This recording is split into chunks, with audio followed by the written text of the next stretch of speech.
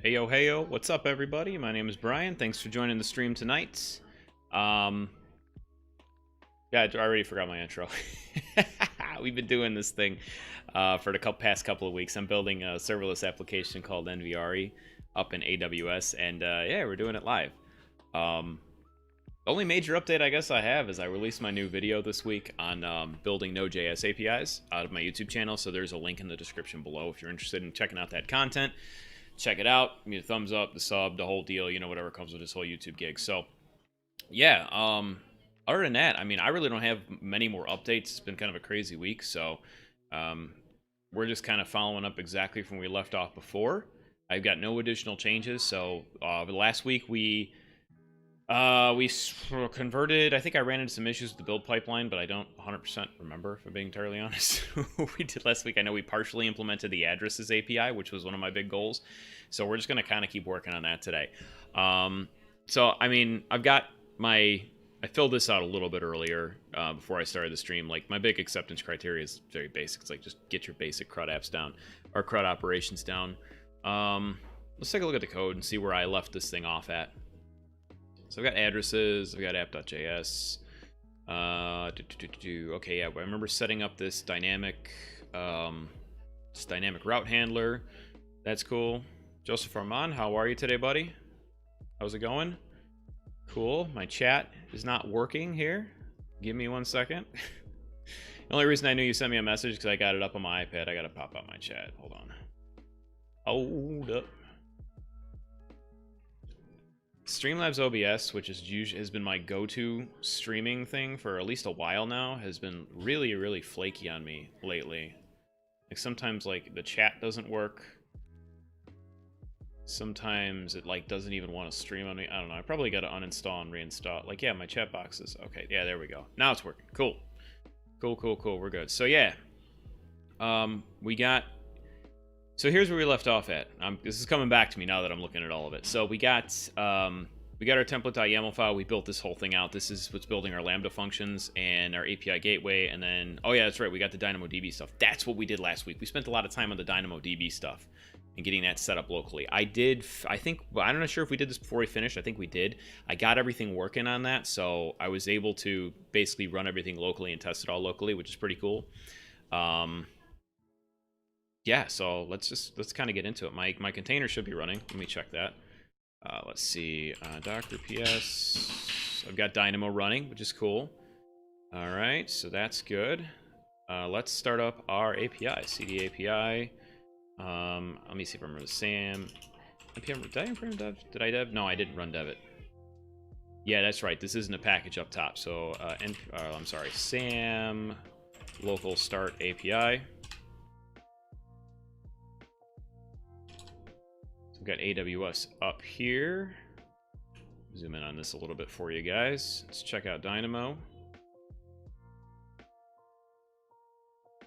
Probably should do this before I actually kick this thing off, but I don't have no time.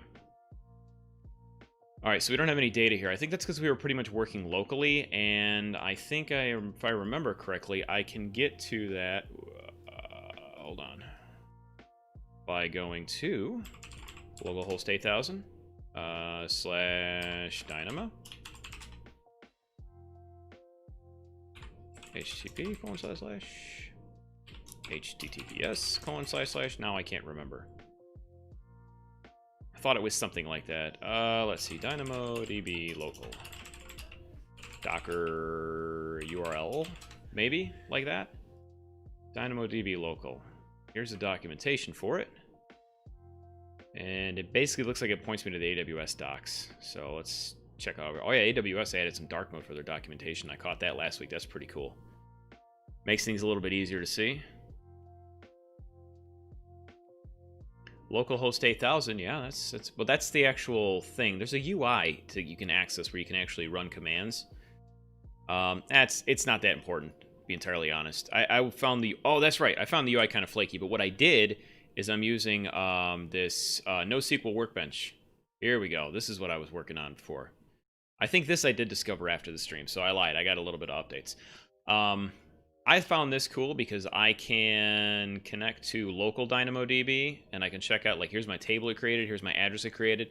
So this is going to be helpful for us testing locally without actually consuming AWS resources and having to pay for it. This is NoSQL Workbench for Amazon DynamoDB, which, if you're interested, go get it. It's pretty cool. So yeah, let's see where we're at right now. I'm gonna try do a post addresses. I gotta fix that URL too. So let's send that. See if we get that response back. I'm in local dev, right? Yep. Okay. So that took a while, probably because it was spinning things up. But here's the object that I got saved in that database. If I come back to NoSQL Workbench, let's do a scan operation on this again. We have another address. Okay. Let's make sure our get works. Yeah, and I think I got the query parameters set up working too, so we'll do that.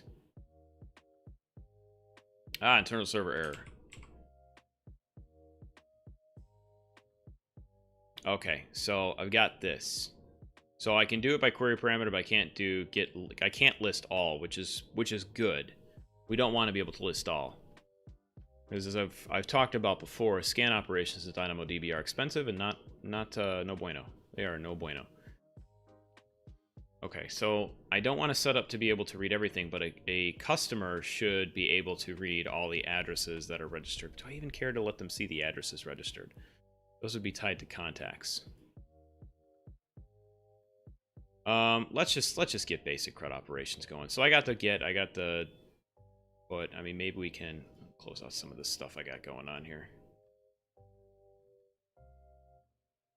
Get rid of that. All right, so let's go back in here. Let's take a look at our code again. So I've got get, I've got post, I've got save address. Let's do a put.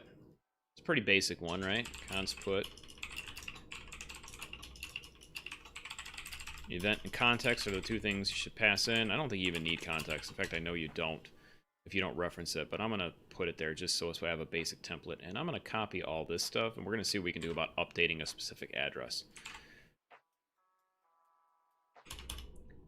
So perhaps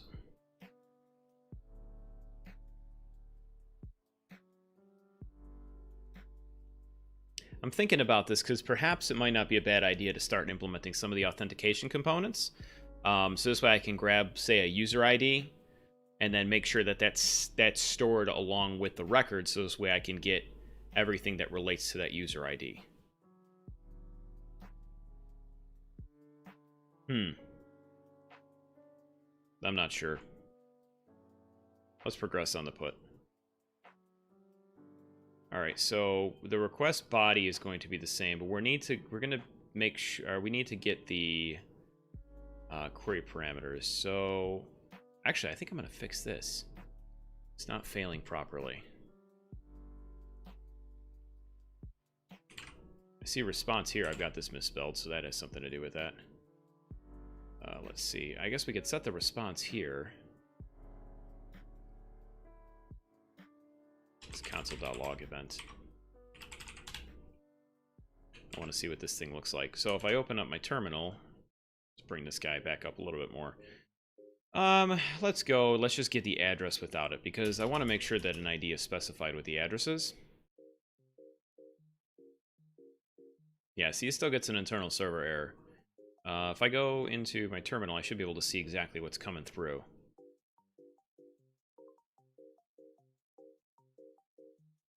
See, query string parameters is null, which I guess is what we're interested in, right? If that's null, then that's what we want to make sure we send this back. If not, event.query string parameters, which that should pass. So I'm going to try this, actually.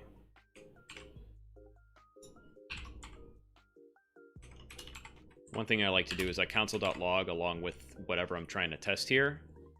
And this should help us be able to determine what possibly is going on here. So the ID I know for a fact is going to be null. This right here I know is going to cause this to break. But that's fine, I don't care. Save that. Let's try and run this thing again. Yeah, we still got an internal server error, but let's look at our error message this time. So not that equals true. I guess I think I need an or. So instead of and, like this equated to true, which would have returned this, but this did not because it doesn't exist. So we actually want an or here. Basic programming logic is escaping me. All right, let's try and send this again. Make sure we at least get an error message in. Nope, still got a 500.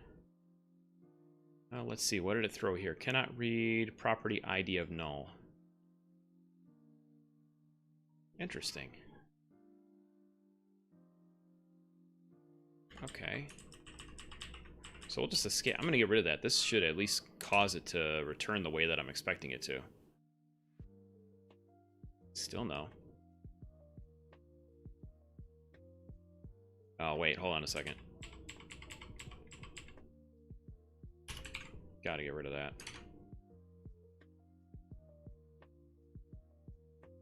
Okay, so now we got our error message back properly. So this is it. It was just, we just needed to switch that. Okay, cool. So we fixed that. And let's see if we can get our put working the right way. So put, let response. We want to get the address from the body. We don't need to console log this because we know what it's going to look like. But we do want to make sure that we still have a query parameter that's sent along so we know which address we're updating. And let's, before we do anything, we'll just put this right at the top so we can fail out of this thing before it gets any farther than that. Go to sleep, buddy? All right, I love you. Love you. Good night. You probably got one more of those coming through, by the way. It's right around the kiddos' bedtime. They're actually usually in bed by 8 o'clock, but... Okay, let's see. Saved address. We don't want to save address. Let's create a new method and call this thing update address. Go. Can I please bring this to bed? Sure. Hold on one sec. I love you.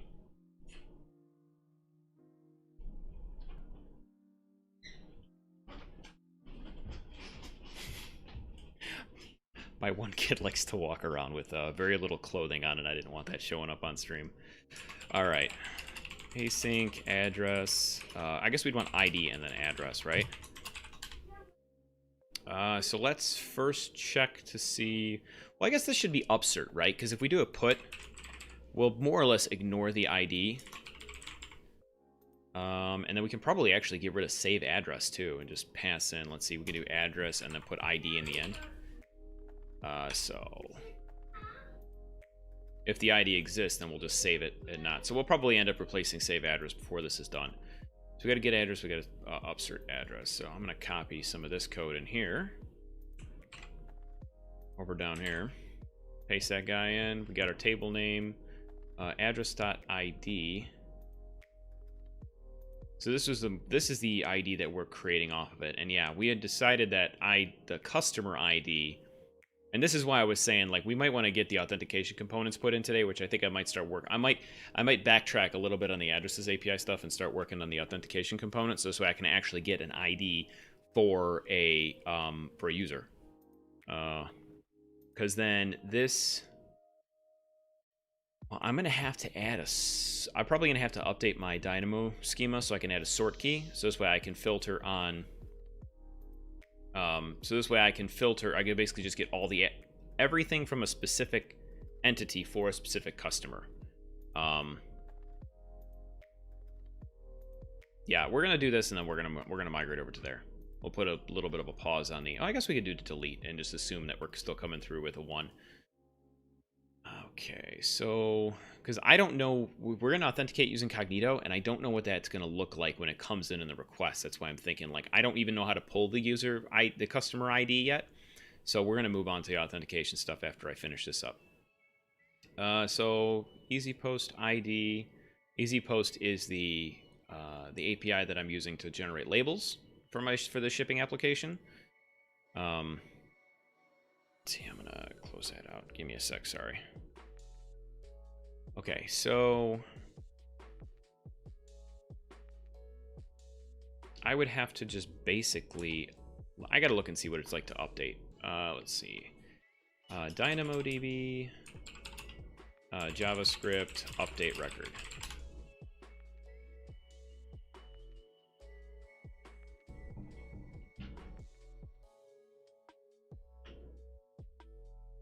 Sorry, something here is about to die. I gotta plug it in. All right, so create, read, update, and delete an item. We want to look at what it's like to update an item. Okay, so this is the code. I've done most of this stuff already. That's fine. Return values updated new.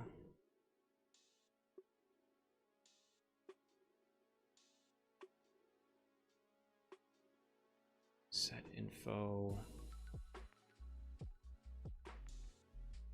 I wonder if I might not be able to upsert. I might just have to update this and then provide the ID.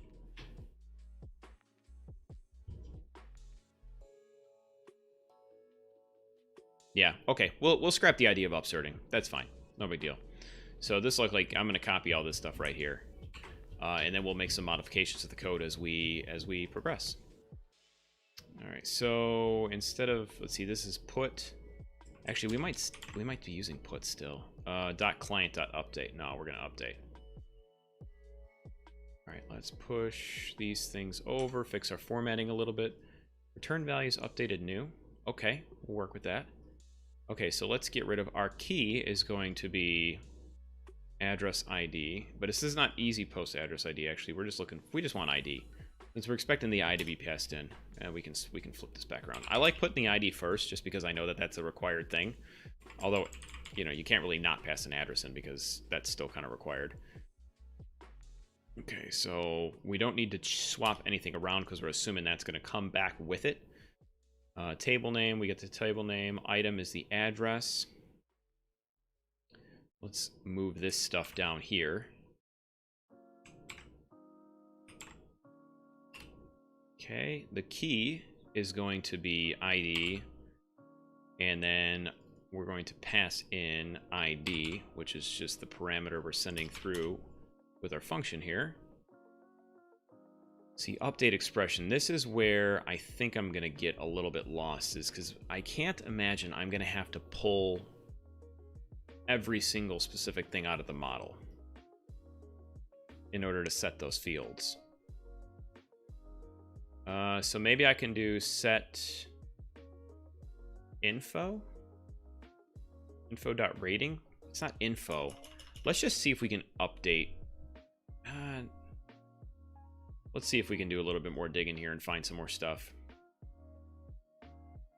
It says this program uses update expression to describe all updates you want to perform on a specified item. I basically just want to replace an item. So maybe we'll do that. Maybe we'll look up that DynamoDB JavaScript replace record.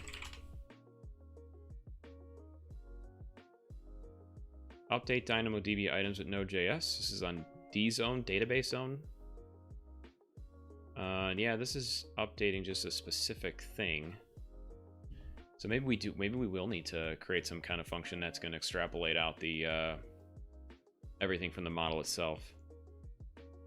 A condition expression begins with, no, we're doing it by the key.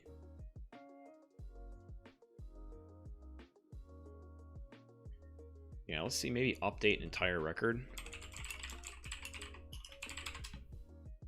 If this doesn't work, I might implement. I've worked with a library before called Dynamoose, which kind of mimics Mongoose. If you've ever worked with Mongoose or MongoDB, it mimics the same API that has working with JavaScript, which does make things easy, but that adds extra overhead. And I'm sure it's gonna the extra overhead of running the Lambda function is gonna increase costs over time. So I'm trying to avoid having to do that. Update table name return. Let's see, key. No, we don't want the key.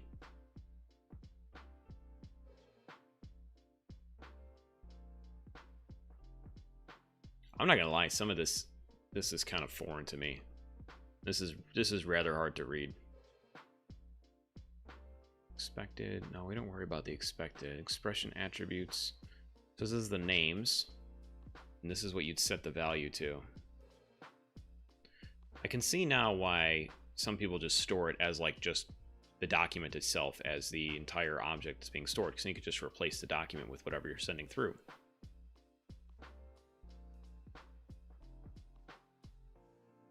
Let's see. So if we do, let's try one more search here. Otherwise, we might just go that route and just store everything as a document. Up DynamoDB, update all fields.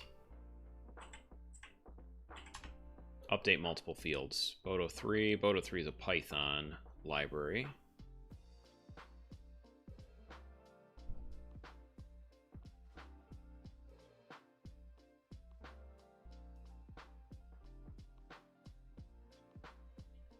Yeah, see, I used to do stuff like this back in my early C# days using ADO.NET, where you basically have to write all the SQL queries, and you know, and then basically check for every single parameter that comes in. Like, if this thing exists, then add this parameter to it. If this thing exists, you're building a giant query. So, yeah, I mean, maybe that's what we need to do.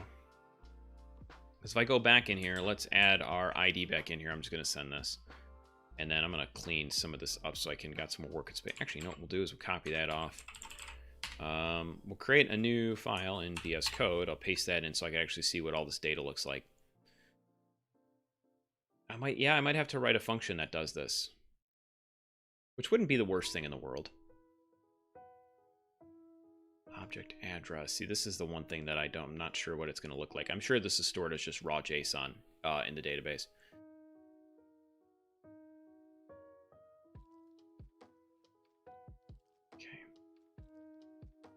Let's work on doing that. I'm not going to save that. Actually, I probably should have saved that. So our expression looks something like this.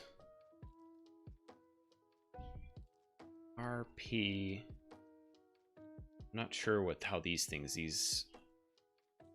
I'm not sure how these work. Let's just try something. Equals I. And we'll remove this. And we'll set I to equal the address that's sent in.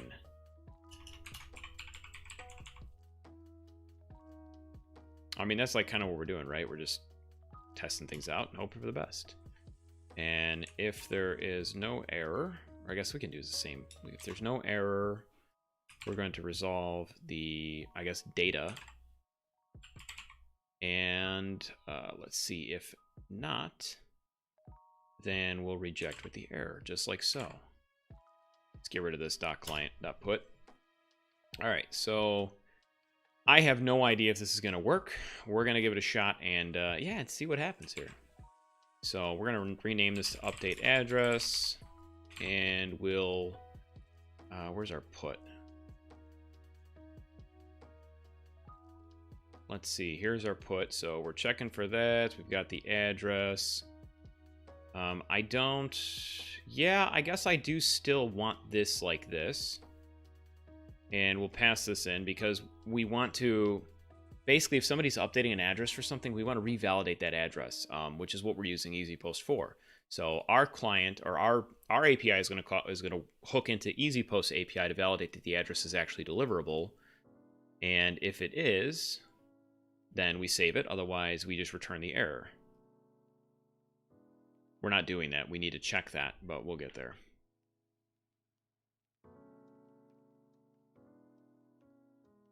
Okay, so we're going to update address. And we'll set, we're going to pass in query string event.queryStringParameters.id as our first parameter for our update address function. And then we're going to pass the data back like this. Okay, so instead of update address, we actually have to do our same little trick here because the EasyPost ID is coming through as address.id. So we're going to have to copy this off here. And we're going to paste that back in. Let's see where I have that, right under promise work right here. Okay, let's move this guy up a little bit. Save that.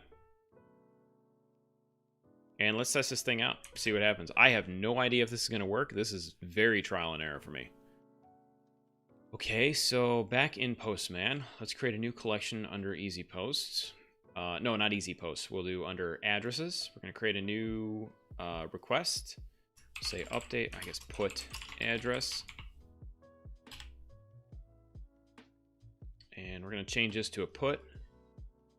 We're going to I'm going to basically copy and paste some of this stuff in. So we'll say that to the put. We're going to grab this ID here, like that. And we're going to bring that over. Let's save that. Drop that in like that, because we're going to try and update this address right here. So here's the data, the payload we're sending in the body. Change that to raw, change that to JSON, paste it in. And yeah, let's see what happens here. Moment of truth. It's gonna break. I know it's gonna break. Yeah, internal server. Oh, bad gateway. That's interesting. I got a 502. All right, so back in VS Code, let's look up and see what we got here.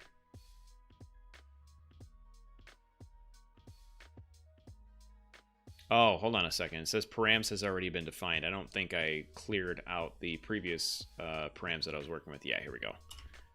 Save it. Hold on, I want to change this params to const again. Save it. And try again.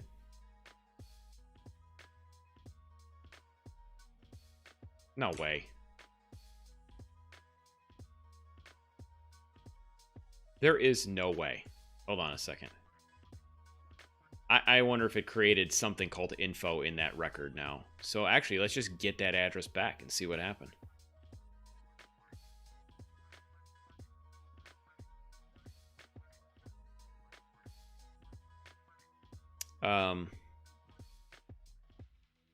So this was created last week still. So it definitely did not update this like I was expecting it to.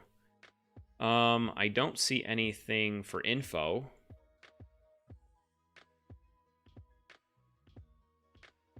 So I don't really know what it did. Let's go back into VS Code, and I don't have any output whatsoever. Oh, hold on a second. This is, yeah, Python. I'm sorry. This is, I forgot Sam is using Python.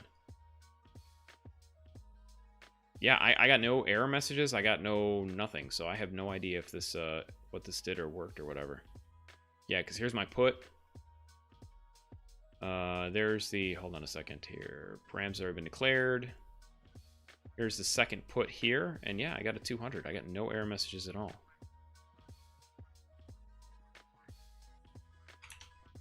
I want to log this out and see what it's doing.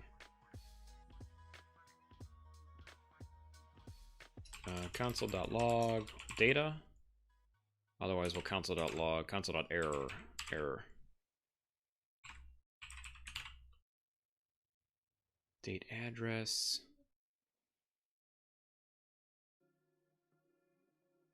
What? Wait a second. So I forgot I never actually registered this thing.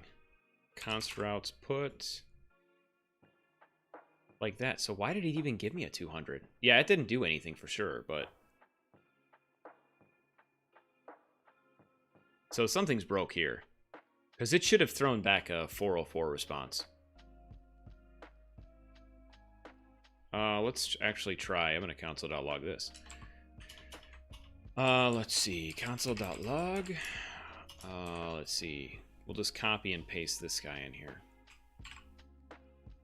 Go for a string so I can see what it's trying to tell me, and we'll paste that there. I'd be interested if this comes back. Especially, you know what? I'm going to remove this put again because I want to see what this looks like when it logs out.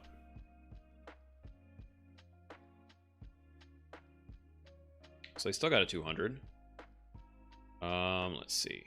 Bring this guy back up.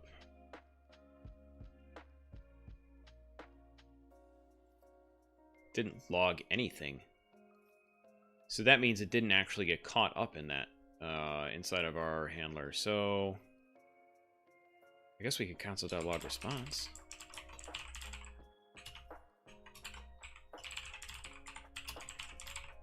See what this looks like. I have a feeling this is causing us an issue right here. Checking to see. Yeah, I know this. I know this is. Forgot how to check to see if an object is null. Or if an object is equivalent to a new object. I think I did some trickery before. Console.log response. I'm gonna JSON.stringify, and then we'll stringify the response. I want to see what this returns back. Okay, send.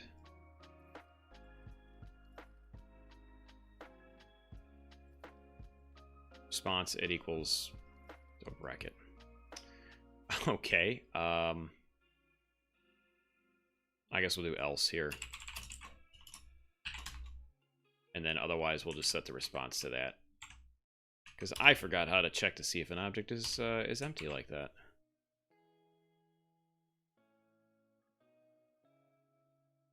Alright, oh, get rid of that.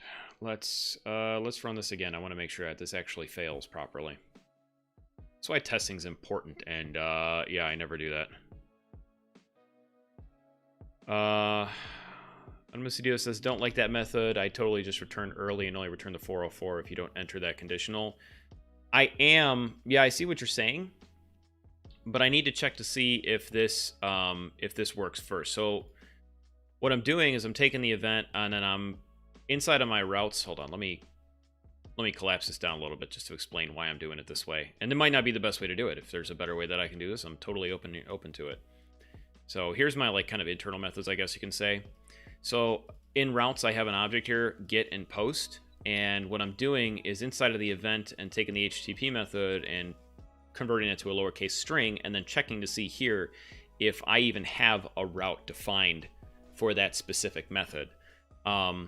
So yeah, in a perfect world, if there was a way that I can return early, I mean, ideally in a perfect world, I'd create a separate Lambda function for each one of these things, but I don't want to go to that extreme quite yet. So yeah, I think this is a worthwhile trade-off, but yeah, if you got a better way of suggest doing it, I am all ears. I don't like shutting anybody's ideas down. You know, I only know what I know. All right, so I'll save that, and now let's try and test this route again.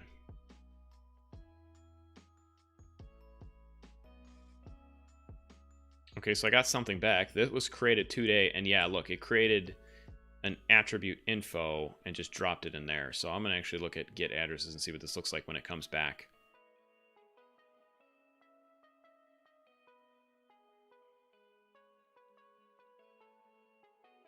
See, it still dropped that in. I bet you my ID is totally different here.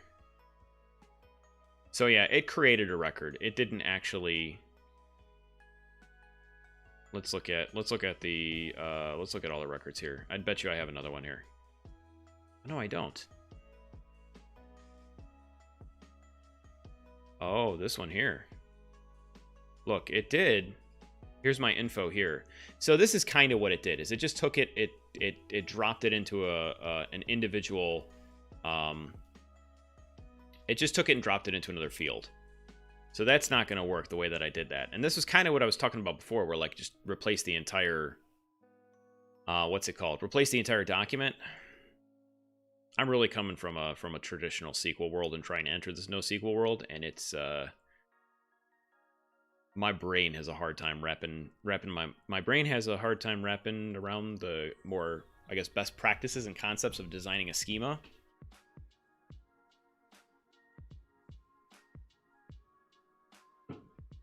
So, yeah, I'm struggling to figure out exactly how I should structure the data. So that our put does not work that way. I guess I could use Dynamoose. I really would rather not. I probably should just check to see which of these I need.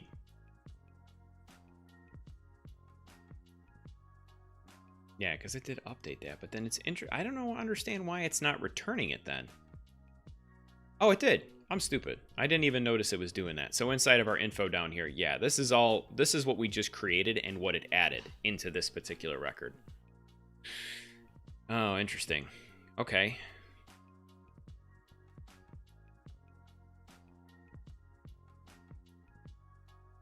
I'm trying to think of how to do this. I was kind of spoiled by Entity Framework and Mongoose because I don't have to write any of this stuff. It just kind of handles the majority of it for you. Then again, it is an ORM. Maybe we'll just use Dynamoose. Yeah, I think we're just going to do that. Let's do that for now, and then I guess we'll get into this. We might find if it becomes an issue, if it becomes worth my time trying to optimize this thing, then I guess we'll do that. But Dynamoose, I think this thing is still maintained. Published a month ago. Okay, so it is still maintained, which is cool. Let's go to the GitHub. Let's get this thing installed and working. Oh yeah, GitHub changed a lot recently. I just noticed that. It looks quite a bit different than it did before. Take a look at our website for information on how to get started. There we go. Simple. npm install Dynamoose. Okay, let's get to it. Terminate job, yeah. We're going to cd to our addresses, npm install Dynamoose.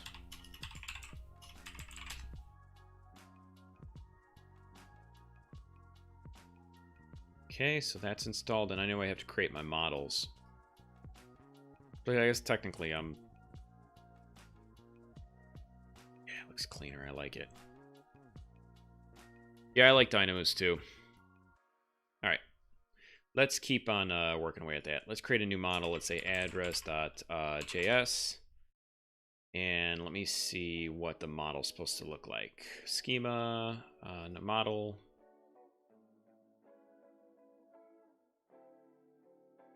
So we're doing something like this. And then I have to figure out...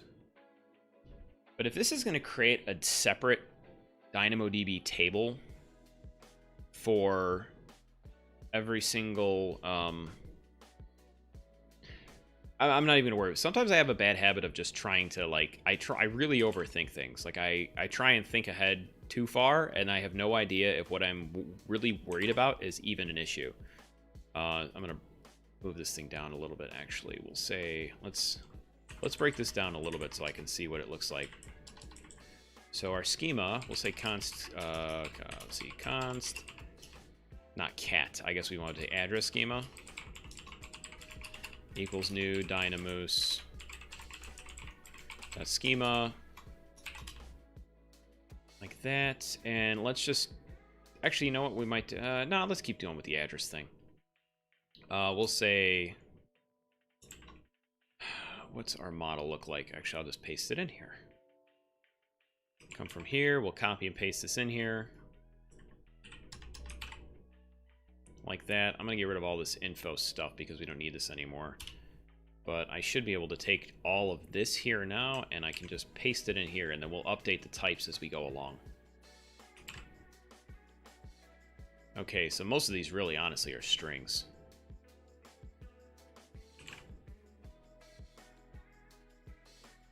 This is going to be an object. So, an object, I think like that. Yeah, and I think everything else here, honestly, is probably a string.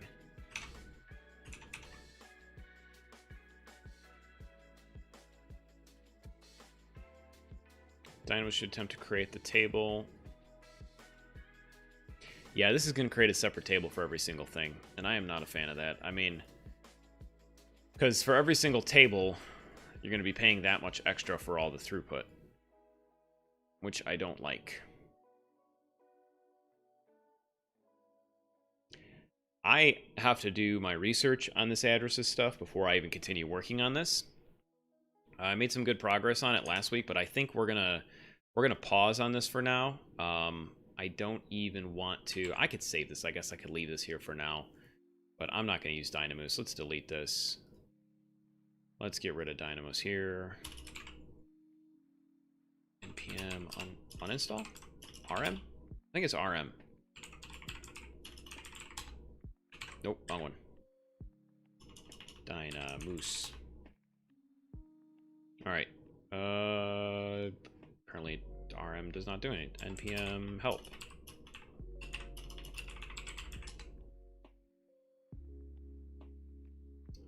Let's see. RM? No. Uninstall.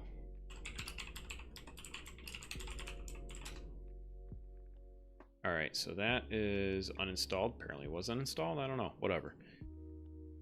Okay, so remove that.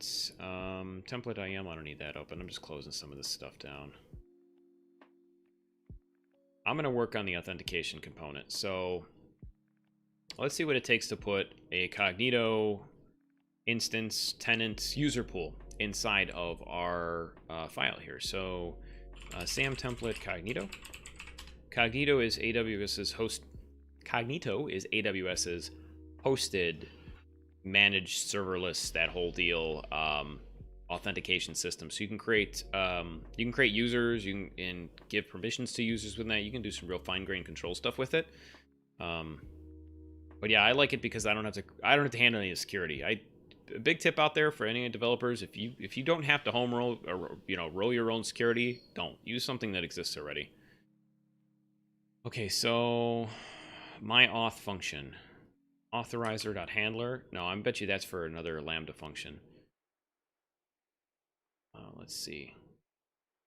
Building, no. Testing and debugging, SAM spec, template anatomy, resources. Let's look at function. Let me zoom in on this a little bit. I don't need the on this page stuff. So for, maybe not for function, maybe HTTP API. I think this is what we were working with, right? Let's double check that. Yeah, so I've got our address HTTP event is of type API. Damn it. I didn't set up specific API stuff in here yet, but we're going to, because we need to. Yeah, so we're going to copy some of this stuff here, and I guess we're going to be doing a whole lot more work with our SAM stuff, CloudFormation. That, we want auth in there, cores we want in there.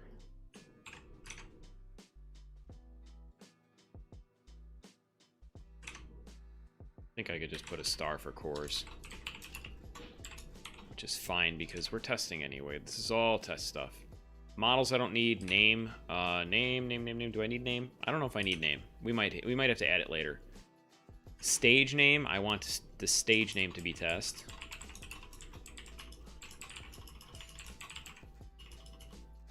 Yeah, I like lowercase.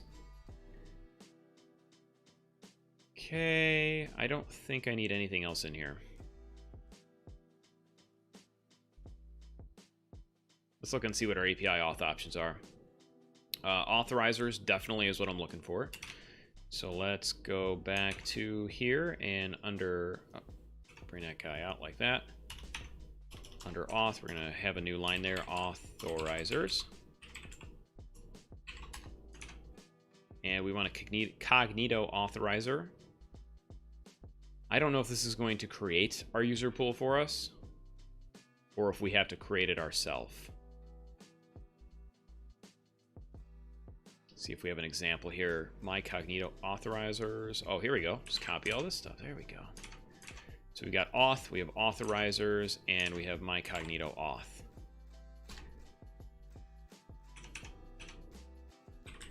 So we're going to get rid of the my. Be super original, just leave it as Cognito auth. And let's see, authorization scopes. I'm going to comment this out because I don't know if we're going to use that quite yet. User pool ARN. Can we create? It looks like if it's passing it in like this, I'm inclined to think that we can create the Cognito user pool using SAM. Table state machine. State machine is something I want to get into for sure. Okay, let's see. SAM template, create Cognito user pool. This is CloudFormation. I don't know if this translates over, quite honestly.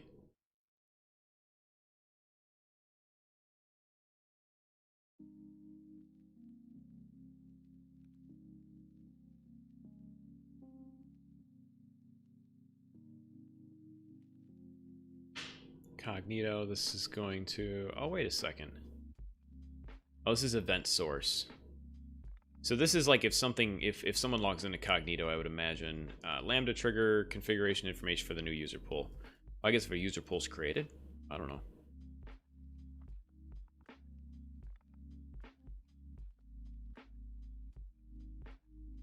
That's not what we're looking for, though, for sure. Yeah, see, this is all pointing towards CloudFormation, so I'm guessing we're probably going to have to create a raw CloudFormation template for all this, which I was kind of afraid we were going to get into anyway. Not afraid, but it just adds extra stuff I have to research and build and whatnot. I mean, we can try and do this to see if this works. User pool token client. Let's just do all this. I'm more interested at this point to see if this is even going to create what we want it to create.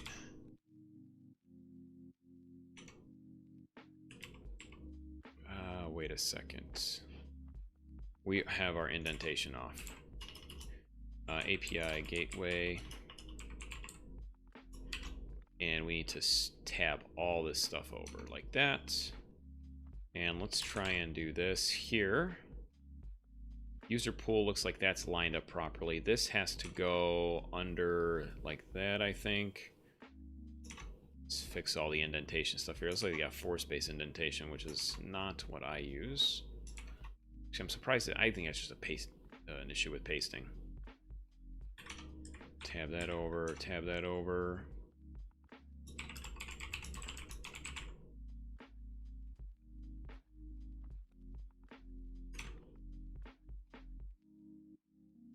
Yeah, this it looks all messed up. And I'd imagine that's got to be tabbed over too. Policies look like that's got to be tabbed over, and that looks like that's got to be tabbed over like that. I'm guessing everything else is the way that it's supposed to. Properties is complaining here. Tag ref, no, that's fine. See, that refs the user pool. This get attribute, I think I just pass on user pool here. And the ARN is going to be used when it's creating the API gateway to use the authorizer. My Cognito user pool? No, user pool. Actually, hold on a second. I got this messed up. We want to paste this into here. There you go. Identity my authorization header. I would do I just like the regular AUTH authorization. Regular authorization header. I don't want to use anything fancy. My auth validation expression. I have no idea what that is. But yeah, we're going to find out. It's turned into like a show about building a serverless app to just working with a SAM template. It'll get better eventually, I promise. I don't know, I think it's pretty good. I have fun doing this stuff still. Alright, I can't start this because any of the changes that I made here are not going to reflect on SAM. So let's just push this up. We'll say updated API. I'm going to prefix this API. Implemented Cognito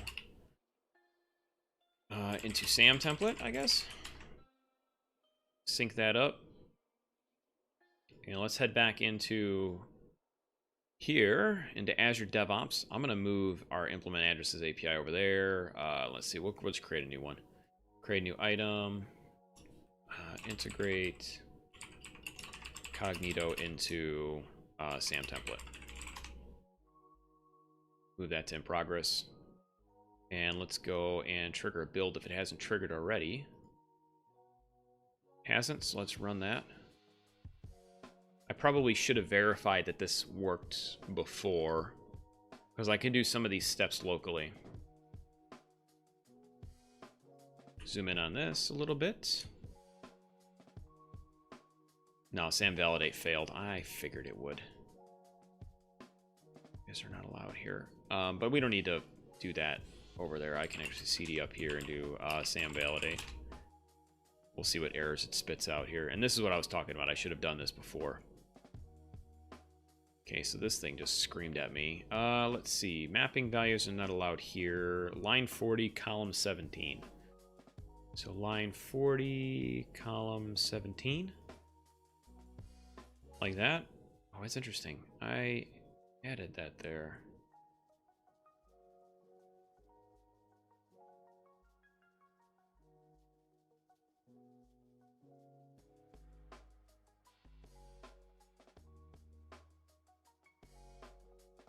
So the stuff I pasted in, at least it looks like it likes that, but it got all the way to my API gateway and it started complaining there.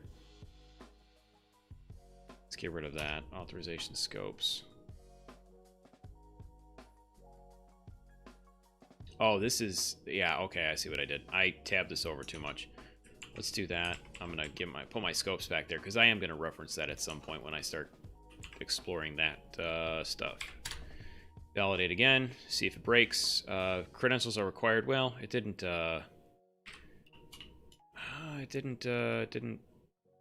complain at me that something was broke like that. Let's just try it.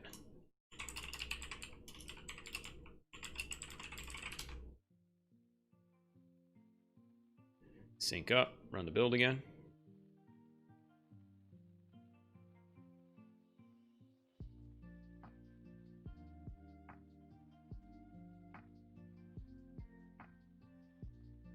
Okay. Come on, pass. Nope, still failed. Why did you fail? Invalid client. So, when I was working on my Node.js API course, I swapped out my... I removed a set of API credentials from this environment, and I'm guessing I removed the wrong set because this is what I was worried was going to happen. Bear with me for 1 sec. I need to switch away here because I need to find those credentials and update them inside of Azure DevOps, or at least replace them with some good ones.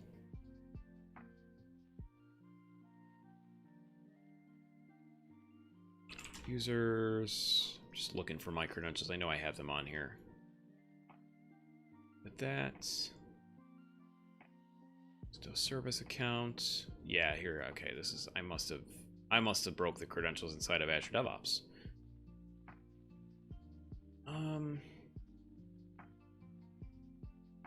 Oh, wait a second. This is inside of my local VM.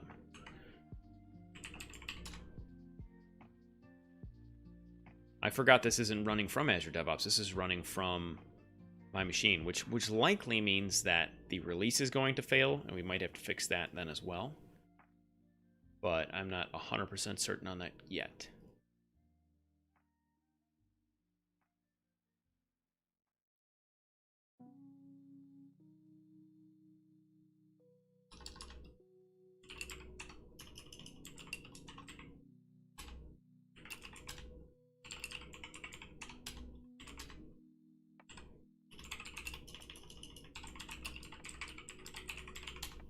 I'm just editing my key and my ID here, so this way they work. Secret access key. I'm gonna paste that in.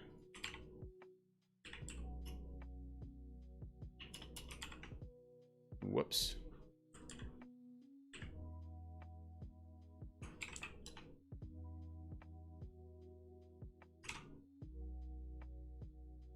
Okay. Let's try this one more time. Just rerun the fail job because it didn't even get to the point where it checked anything. At least validated the template.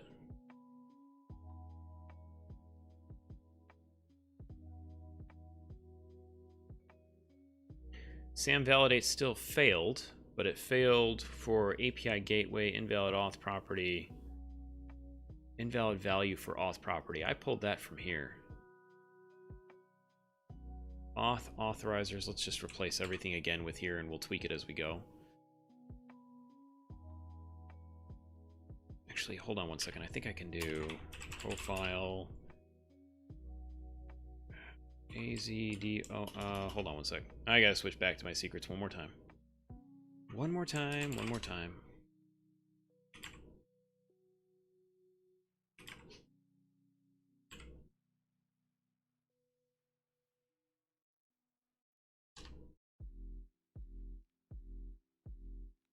There we go. All right, got it. So yeah, I forgot I added a separate profile on this machine for my AWS credentials. So I just had to pass in this. Let me bring this up a little higher here. So I just had to pass in this profile and then the name of the profile that's in my configuration, and now it'll use those instead. All right, so let's figure out what we're missing here. So I've got auth, I've got authorizers, I've got Cognito auth. I'm gonna go back to here. No.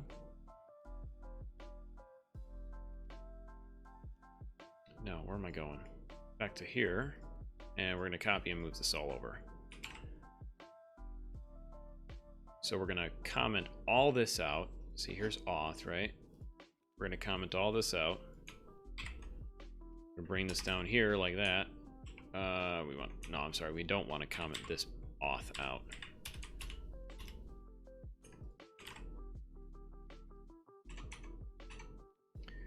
Move all that over. I'm gonna grab our user pool from here, and we're gonna bring that down to user pool there. Change that to authorization like we had before. Authorization scopes. I'm gonna remove this actually altogether. Just change that to Cognito auth. Save that, and let's try and validate it again. Is valid, so I actually don't know why this one didn't work. Maybe it's because I had those comments there. I don't know.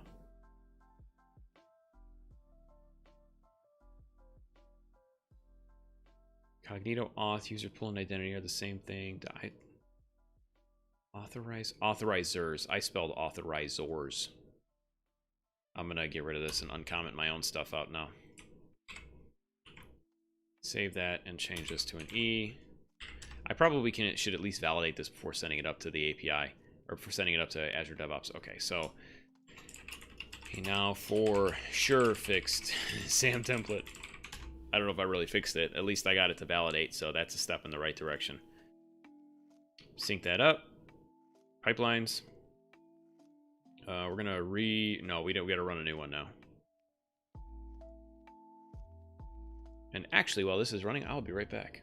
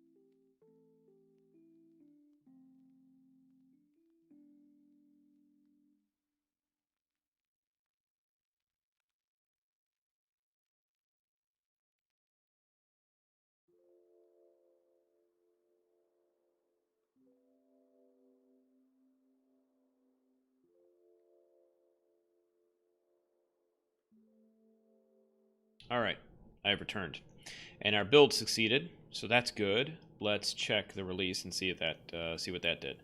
So that did not work. But we don't actually. I don't even bother going to check this here. I'm going to go to AWS and we're going to check that. And we'll go to CloudFormation.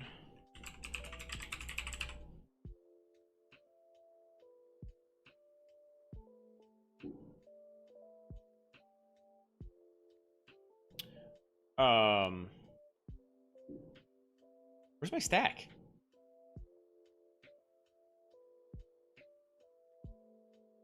Am I logged into the wrong account?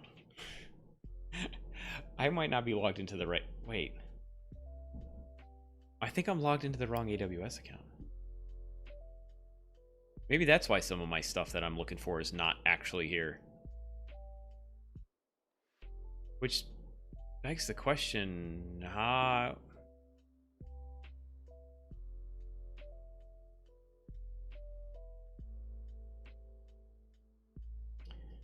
Yeah, I don't know what I'm missing here. So this is clearly not the right account. Unless, am I in a different region?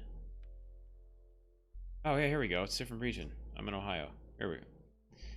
It's been a long week already. It's only Wednesday, and it's been a long one as it is.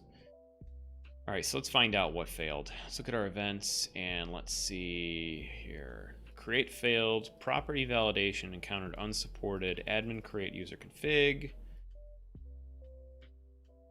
So it's trying to create the user pool, but it failed at creating the user pool.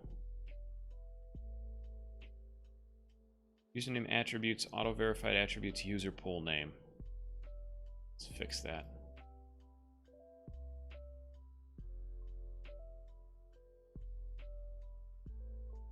I guess maybe, I think before I did actually have this.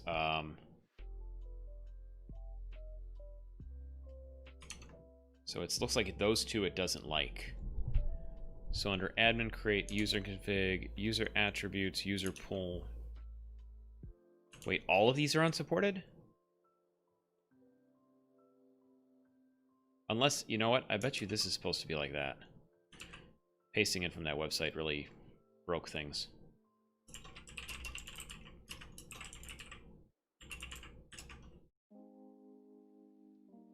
Sync this up again.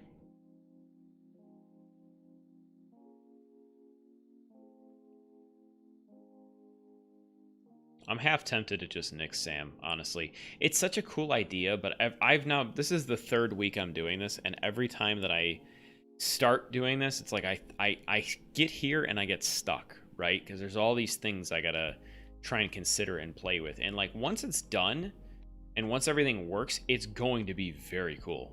Because I could just run this pipeline and it will automatically like crawl up and create all the AWS resources for me. But getting there is actually becoming a little bit of a pain, and this is not what I was intending when I had started doing this. I was thinking things were going to go much quicker.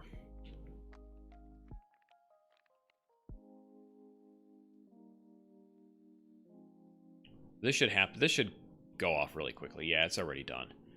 So now actually let's go over to AWS and keep an eye on our stack here and see what it does.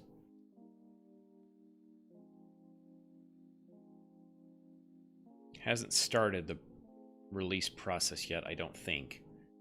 Let's take a look here. No, not library. Okay, now it's started. If I refresh this, okay, I got some updates. Creating the gateway, created the user pool something. REST API doesn't contain any methods. Okay, hold on one second. I know I've done something. That is something I can fix.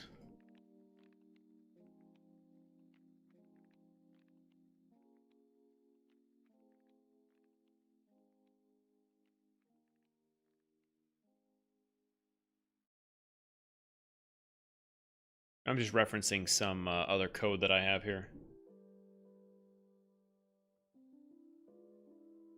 REST API ID, okay.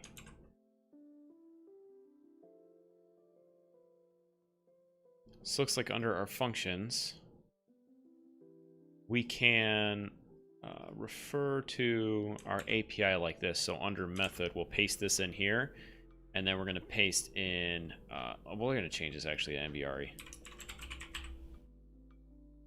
API gateway like that, and then we can move and add this like that. So I think this is going to basically tell it what API gateway instance it should put itself in. The auth I don't care about, that I don't care about. Let's just, for cores, I'm going to replace cores with a little more info here. So where's my cores? So just putting a star there. We're going to do this. Allowed headers, authorization for sure is one. For our options, we'll do get and put. And we're going to do delete, so we're going to add delete there for now. But these should be the only 5 methods we're going to use. Oh, no, we'll use patch. I lied. Patch is good for, like, swapping out individual values on, or yeah, I guess individual values on a base and values on an individual basis. However, with DynamoDB, I don't know how well that's going to work. So yeah, I think this right here, not the table. This right here should, I think, fix that issue.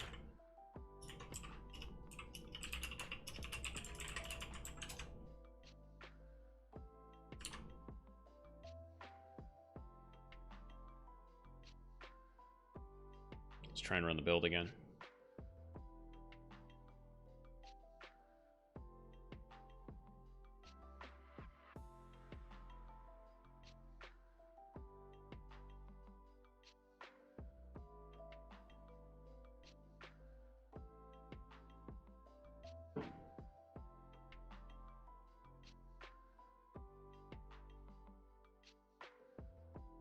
Okay, that's done. Check the release. This thing should update it here shortly. Okay.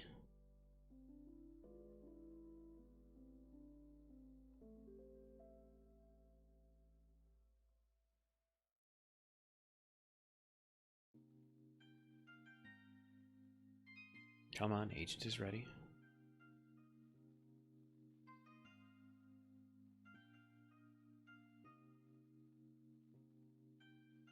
And you know what, actually, what I think I'm going to do after this is I'm just going to start releasing this thing locally.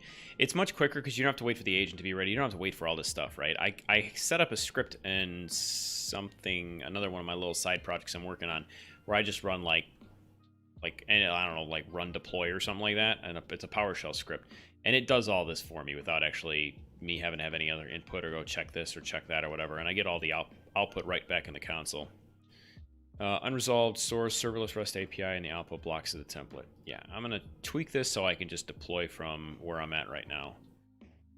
Okay, so let's go back into VS Code. I'm going to create a new file under API. Say deploy.ps1. And we want a sam build. Hold on. Might as well just pull the actual script that I built, because why not?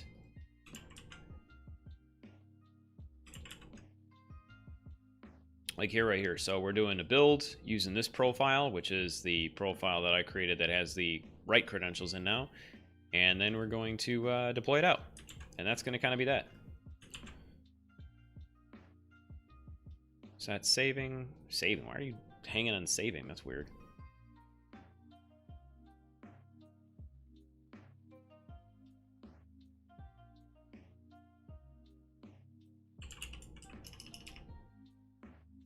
Come on, what are you doing? I don't want to format it, I just want you to save it. Whoops.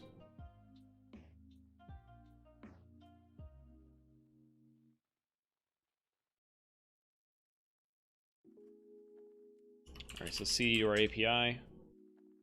And stop. Let's see, deploy. Like that. This should make things a lot quicker for us.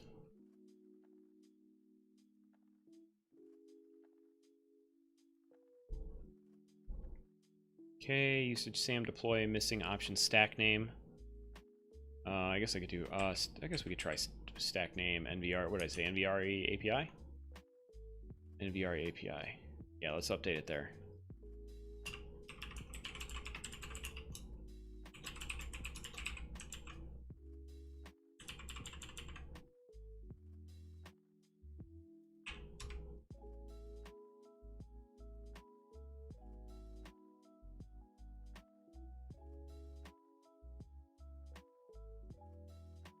See, unable to upload artifact, referenced by code URI.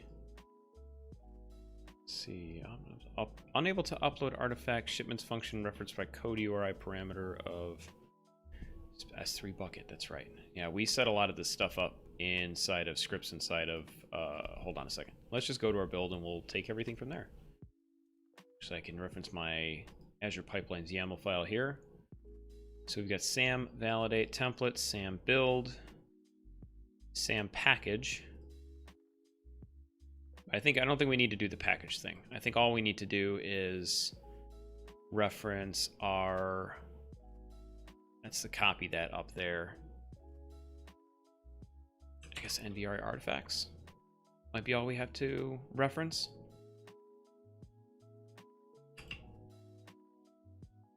S3 bucket. Let's add that to the end here.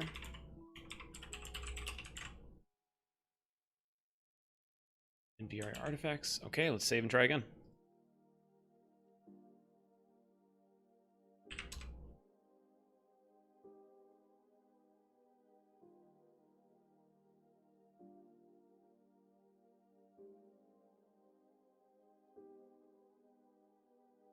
Okay, there we go. We're uploading our stuff. See down on the bottom there. And whoa. You must specify a region. Sam. Okay. US East 2, I think is where we're at right now. So I think I could do region US East 2, which is Ohio.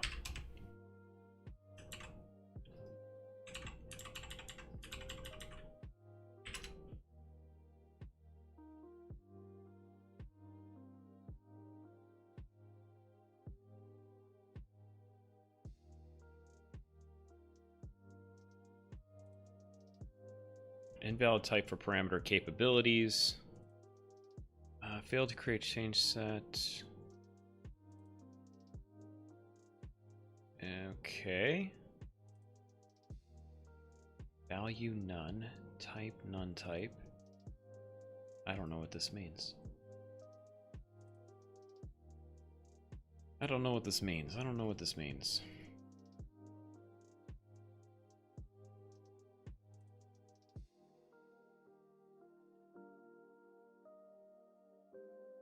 I don't have anything in here for capabilities, do I?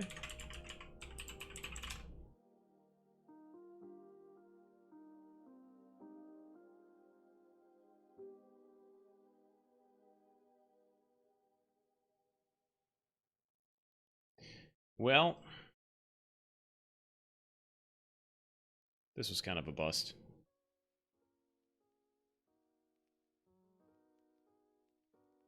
Let's just do the guided one. Let's see what happens. So let's run this right here. Paste that in there. This is going to build. And then we'll just do the guided one and see what it does. All right, so Sam deploy. Yeah, Sam deploy guided.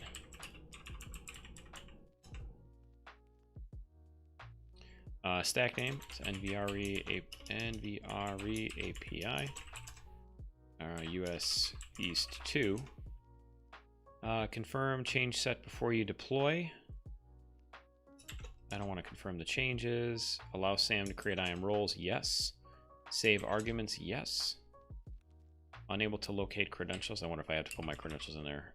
Let's see. Profile. And then I was using this guy right here.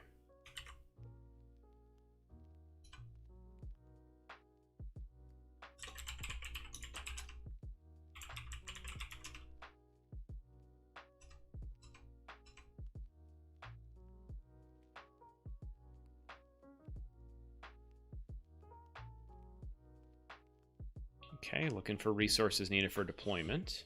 It says creating the required resources, so we'll see if this gets us any closer to what we're after tonight.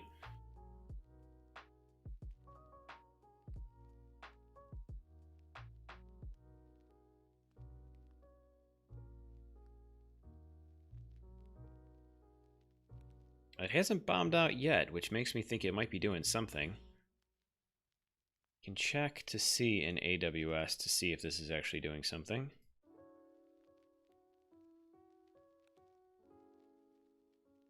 $21.08, so that's from earlier. Oh, it's creating, I forgot that it does this. It creates some default resources for itself to be able to work. And now I think it's going to try and update this thing. Okay, waiting for change set to be created. Next, waiter change set complete. Waiter encountered a terminal failure. Unresolved resource dependencies, serverless REST API, and the outputs block of the template.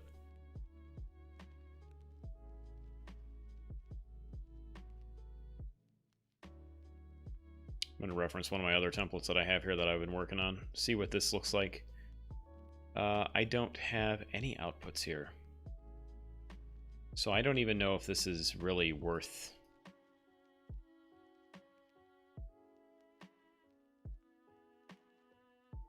Yeah, I don't even know if we need any of these outputs, honestly. I'm going to comment all these out, and we're going to try and run this whole thing again.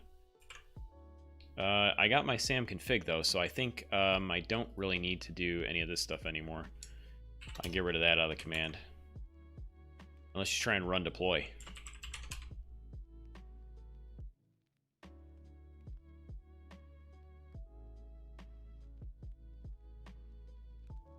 Okay. Pulled all the stuff from this toml. I've never heard of a toml file, I'm not gonna lie. This almost looks like an INI file.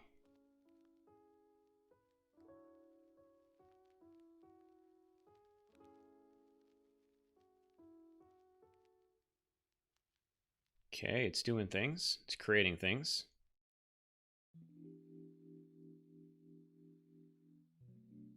I almost wish I would have created a second instance of this, like an API version 2 or something like that, just to see what the difference in doing it with the output and without the outputs makes.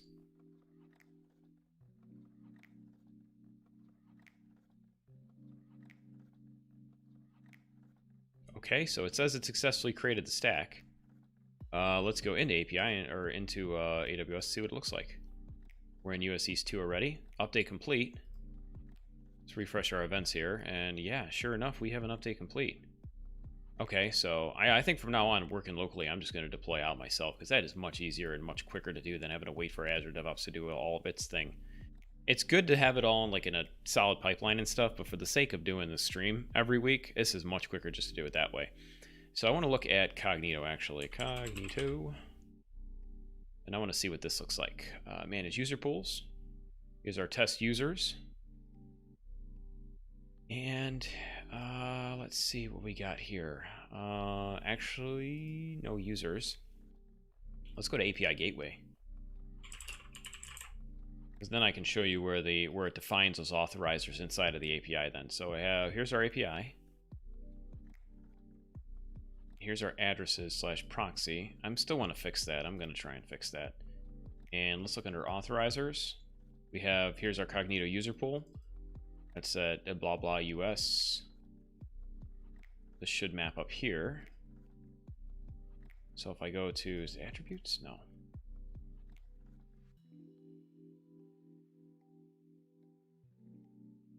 I forgot where to get general settings. Yeah, okay, so that's this. And let's go under here. Proxy authorizations none. So that's still set to none. I'm really interested to know what this looks like, so I'm going to console.log it out to CloudWatch. Once we log in, at least. So let me see what I need for authorization. Actually, of course, I've got a template for that. Something I've already been working on. Let's see. So oh no, I'm sorry. I don't have it for authorizers set up for the functions themselves. It's under, I would imagine it's under the function properties. Okay, so let's try and look at that. So in here, let's look at the function. Here's the YAML.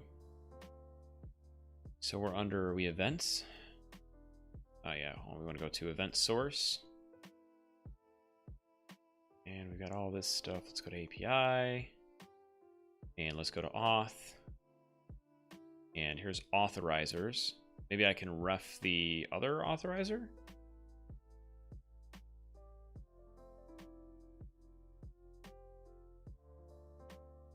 Even though this isn't exactly what I was intending on doing today, I still enjoy doing this because you learn a lot from figuring out how to set up this stuff up all properly. So under is it properties? Let's see, under API,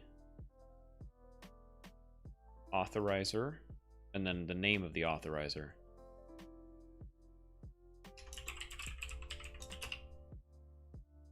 And how did we refer to this earlier? So we put a ref and then we did an API gateway. So maybe we can do, instead of a ref for API gateway, we can refer to our user pool that we created up here.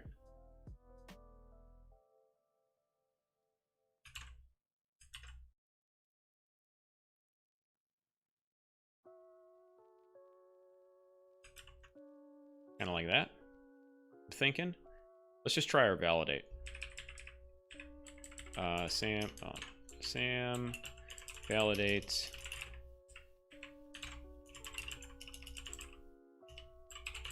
And let's put our profile in.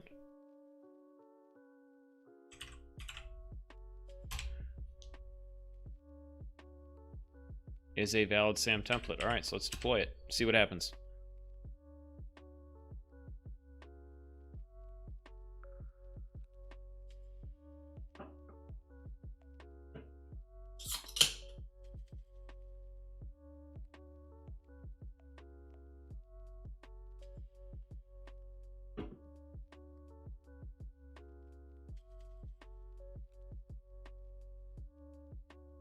No changes to deploy. Stack is already up to date. Oh, gotta save it. That would help. Let's validate again. Invalid. Okay, so property authorizer is not defined for resource API. It's interesting. I would have figured that would work. Event source API. Here's our properties. REST API ID. Auth, and then authorizer.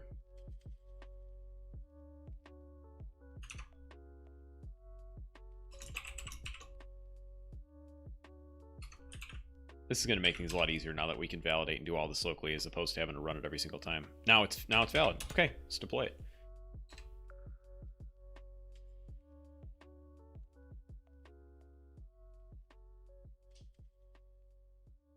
I'm more interested to see if the authorizer is set properly on inside of API gateway for this function.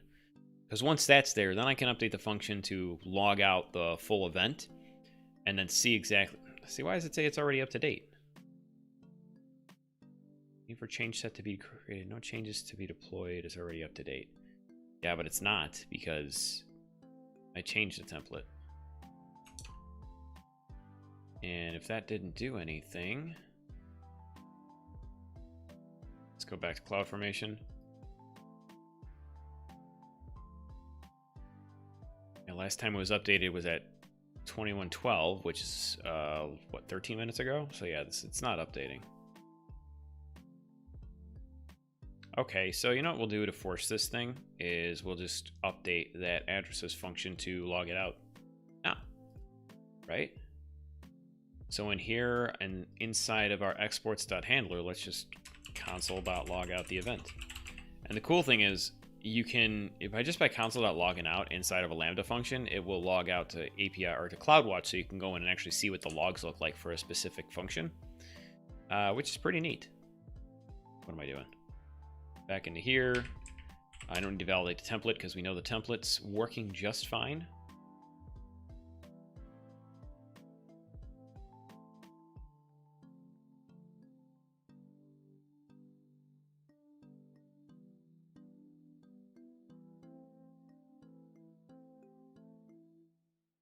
Okay, change says being created.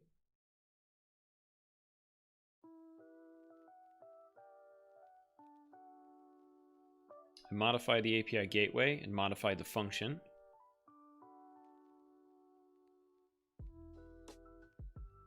Okay, it's successfully updated. That's a lot quicker doing it this way instead of waiting the 5 minutes it takes for Azure DevOps to do its thing. All right, I'm going to refresh this page. Authorizer still set to none.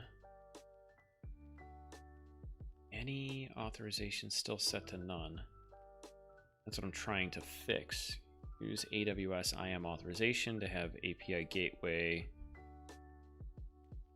I mean, it created our authorizer, but token validation.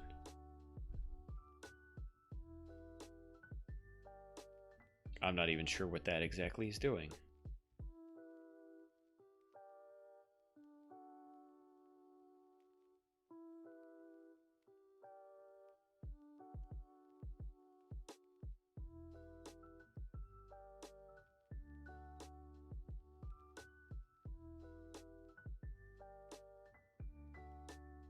Let's look at that documentation again, see if we can't find out why this isn't working.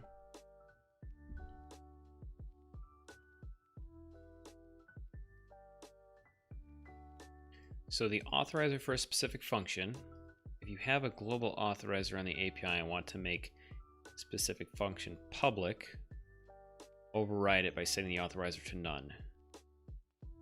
This property is unique to AWS SAM and does not have an AWS CloudFormation equivalent. Oh, maybe that has something to do with it.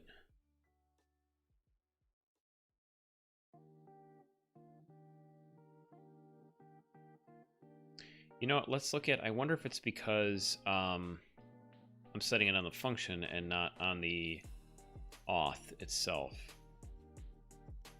API definition. Declare this entity. No, I don't care about that. Yeah, this is all the stuff I think we're kind of interested in. Method settings, models, name, open API version, stage name.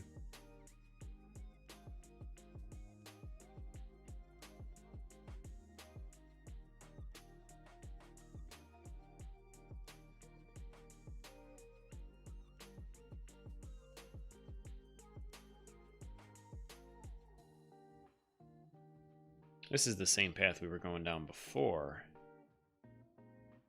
Controlling access. Here's a little more information. Just looking at Cognito user pools, a client of the API must first sign a user into the user pool. Yeah, that's kind of what we're trying to do. Yeah, this doesn't do a whole lot except for tell me on a very high level what it's supposed to do. Let's click on this link and see what it says. Yeah, but this is all the same. I know all this stuff. This is what I'm trying to figure out how to set programmatically.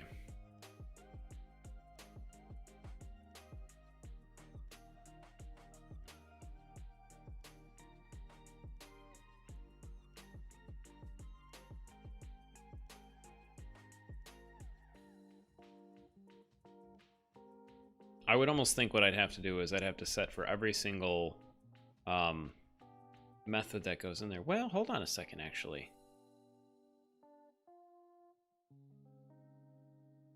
Looking back at our template file, this refs into that API, REST API ID.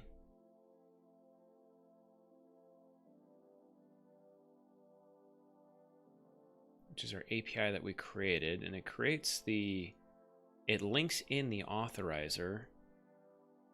Let's do a quick Google search. SAM template method authorizer API gateway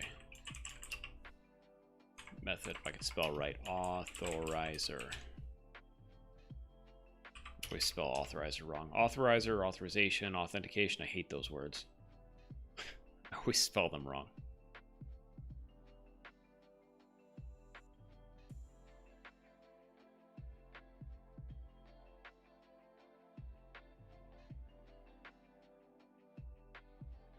Reauthorize every validation expression.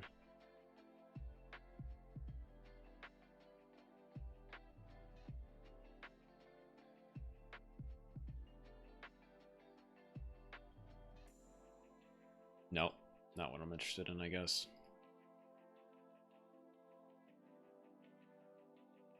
Resource policy, blacklist, whitelist. No, I don't care about any of that stuff. Man, I am striking out all over the place tonight. Everything I've done so far is I've just kind of like run up against a brick wall. API, let's see. Let's actually, you know what? I'm just going to back up out of here because this is where I started. Supports Amazon API Gateway authorizers.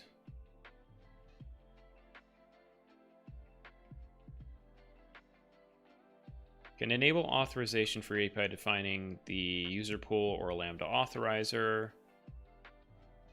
Get started, visit examples here. I think this is this is what I was probably using. Oh no, wait a second, this might be different. This is a link to a GitHub page. Let's look at the template, let's see what this looks like now.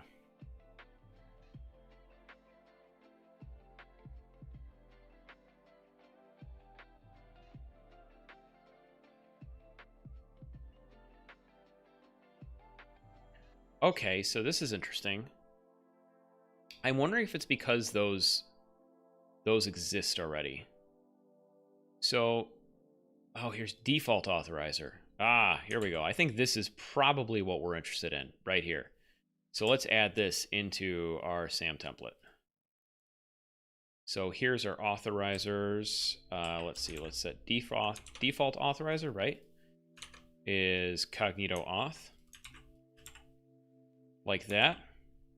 I'm actually going to get rid of my auth, all this auth stuff from the function itself. Save that. And let's validate this again. It's a valid template. It's promising. Let's deploy it out. Maybe that's why it didn't detect any changes earlier. When I tried publishing it out the first time, it said the change set, there was nothing to change. It might be the same thing this time because I didn't change any code, but we'll see.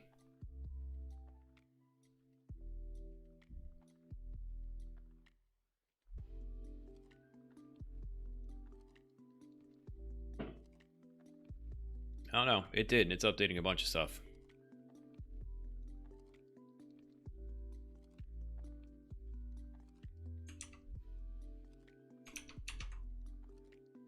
Now let's refresh API Gateway. And let's look at our resources. And authorization is set to Cognito user pool. Very cool. Very cool. That's what we're after. I'm going to try and fix this. What do you call it? I'm going to try and fix this way I don't have the addresses proxy, addresses kind of a thing going on. In here, it doesn't look like it would have done that, but it still seems to be required for some reason.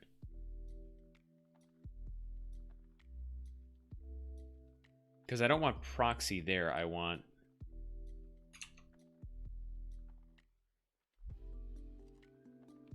Yeah, see, like I want any underneath the... A path addresses proxy. I want a slash there. Can I create any method here? Create method, any. Maybe that's what I'm interested in looking for. Because I don't need a slash, right? I just need the any right there. Let's try and say, let's get rid of actually the proxy plus right there. Let's just do addresses and let's just do shipments like that. Since we have the method sent to any, I don't know that we actually need that proxy plus there. Let's validate our template again. Push it out. Did I save it this time? I hope I did. Yeah, I did. Okay.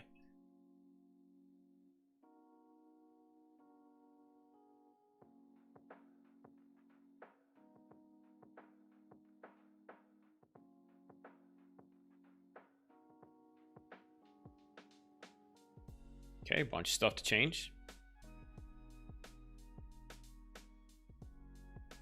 Let's let this thing finish up, and then I should be able to authenticate using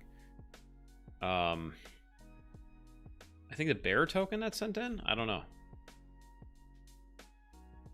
While that's doing its thing, actually, I'm going to head into our Cognito user pool here.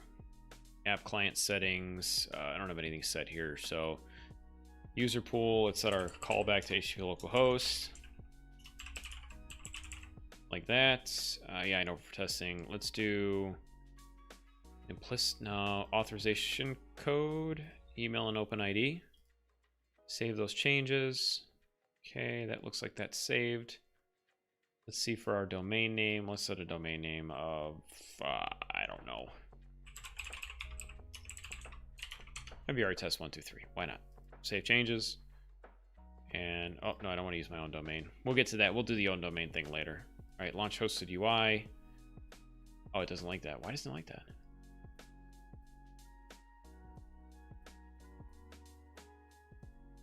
It can't even connect to it. .auth.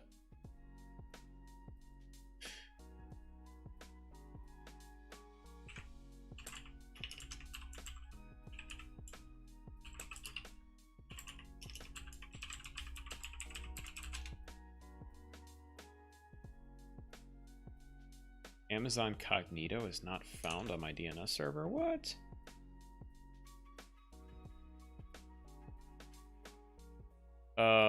That's interesting.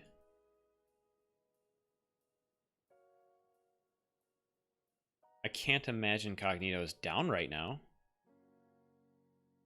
That would be hard to believe.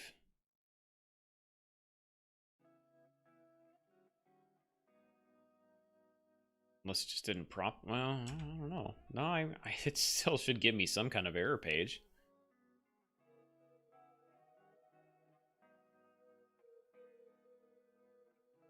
Let me change my ga.cpl. I'm going to change my DNS settings and go to good old 8888. See what happens. External VNet.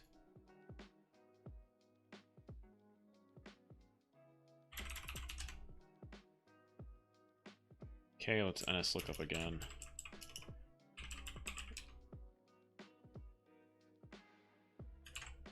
Actually, I can do server 8888, and let's do Amazon Cognito again.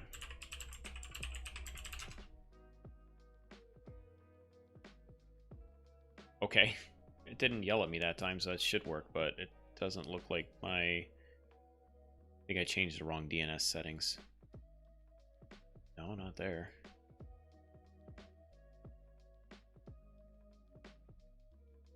No, it looks like I changed the right DNS settings. Let's try it again. Still nothing.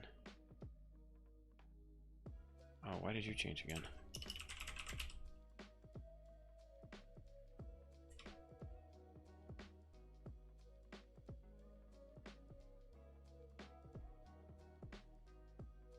Okay, something's broke with my DNS. That's not good. All right, so we got our sign-in page. Let's go to users. Let's create a user. Username required. Brian, I don't know. Brian at brianmorrison.me. Just my username. It's also my email address. I don't want to send an email. Temporary password.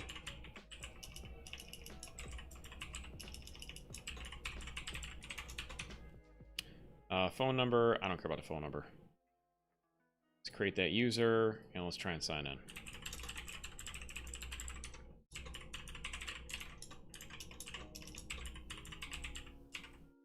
Jeez, I cannot type tonight. Nah, I don't save.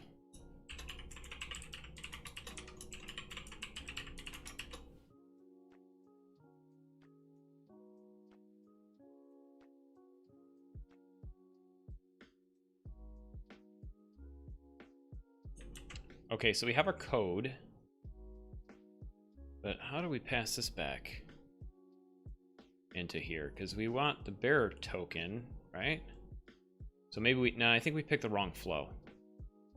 Because I'm not setting anything up in the back end to be able to verify that, or maybe I'm not going at this the right way. But let's actually change this to implicit grant. Save that, and let's log in again. Sign in there.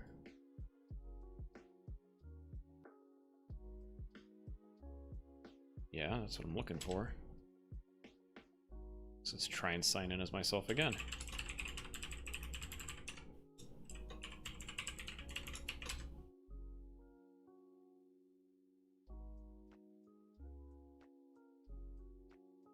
Okay, here's what I was expecting back. So I have my tokens up here. Let's open a new file here so I can pull my tokens out.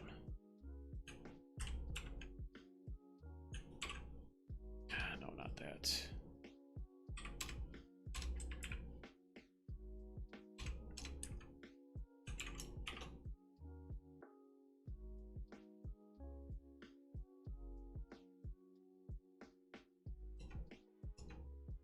Okay, here's my access token.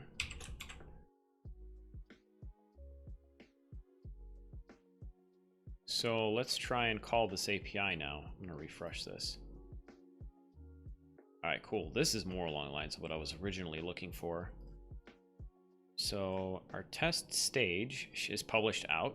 That's cool.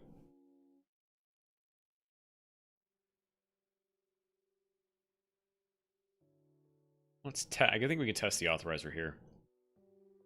Authorization header. So we'll say bearer, pass in our token, and test this.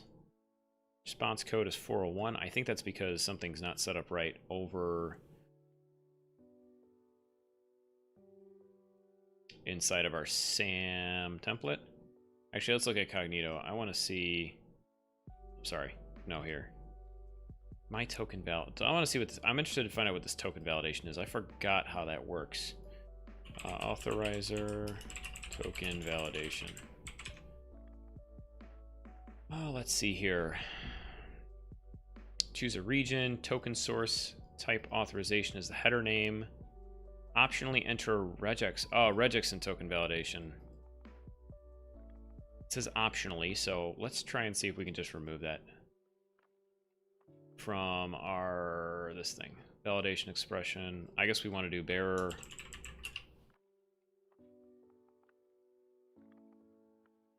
Do we need bearer? Yeah, we want bearer in there just to kind of stay with the normal flow of things. But it doesn't look like they have it here.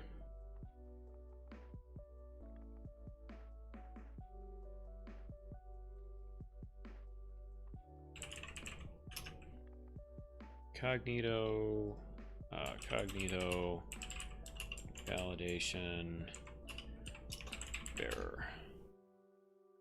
I am not the best with regex. I am not the best with regex, so I need to look up for someone who's done it already. Token use. I mean, I could leave it blank and then just not pass in bearer. I don't think that'd be the worst thing in the world. Yeah, let's just do that. That'd be the easiest way to go. All right, save that. Validate. Deploy.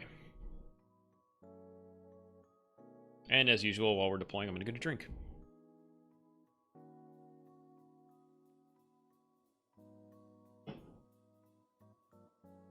Hey, if we get authorization set up with the API tonight, I consider that a win.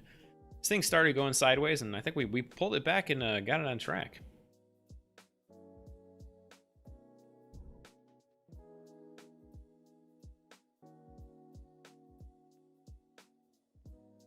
It's about that time of the night where I'm getting sick of this color too.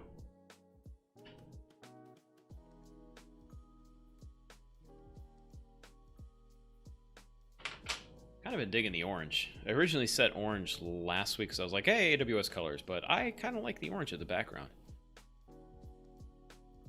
All right, so that's been created. Let's go back into Cognito, no, an API gateway. Refresh this. And token validation is now set to none, so let's test this. I'm just going to pass in that guy there. Test it. Oh, it still says unauthorized request. Do I need bearer? Maybe I need bearer.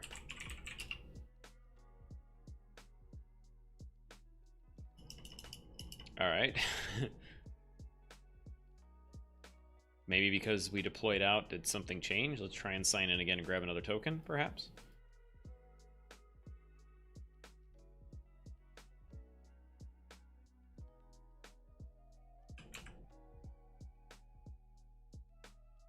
Unless maybe it wants the ID token. Maybe it wants the ID token. But I already got a new deal here.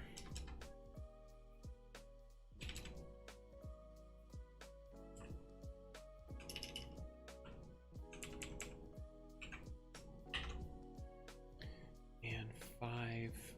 This one here. Okay, and let's grab this ID token and try this thing out.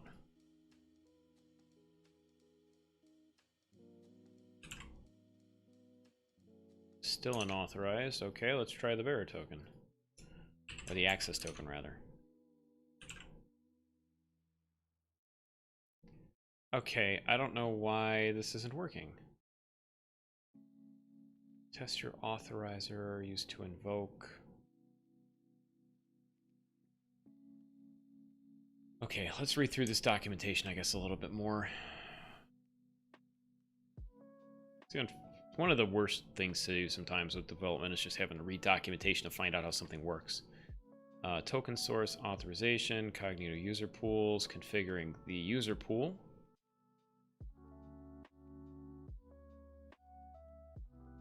Okay. Authorization, do this. Leave OAuth scopes as unspecified. To use an access token, Choose the pencil icon next to OAuth scopes. Type one or more full names of scopes that are being configured. At runtime, a method call succeeds if any scope that's specified on the method in this step matches a scope in the claimed. That's claimed in the incoming token. Maybe that's where we're kind of stuck, because I did remove all the scopes, remember?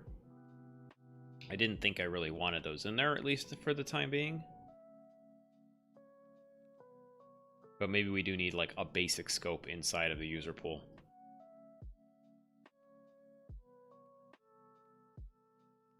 Let's change this and say, I don't know, scope 1's fine.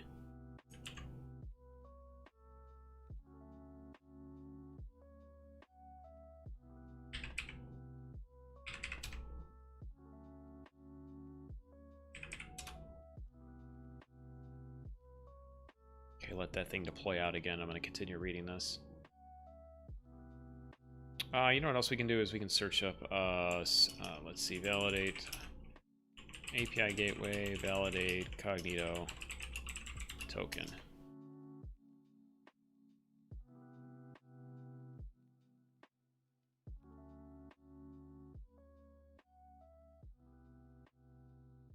Okay, OAuth token endpoint with the grant type is client credentials. Okay, I don't think we're using client credentials. In fact, I know we're not using client credentials. We're using the implicit grant, so maybe let's check that and click save, see what this does. And now let's launch the hosted UI again.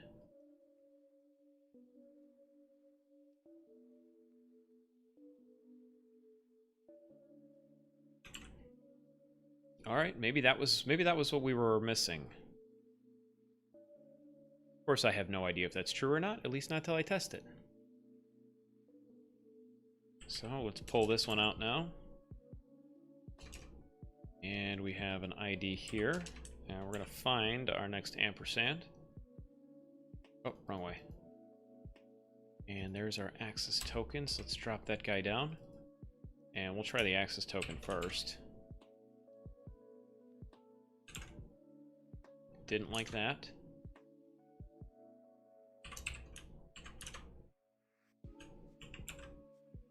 Okay, like that. Okay, cool. So client credentials, ID token, here's everything we have here. I have no idea if the scopes had any impact on this whatsoever. In fact, I would almost imagine it doesn't. Because when I signed in here... Oh, hold on. Undo. Because when I launch the hosted UI, usually the scope is... Oh, hold on.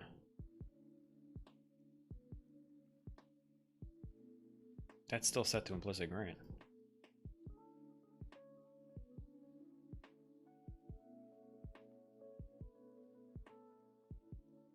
Allowed OAuth. We were unable to update allowed OAuth scopes if the user pool client is allowed to use OAuth flows. Allowed OAuth flows and allow OAuth scopes are required. And where is that set?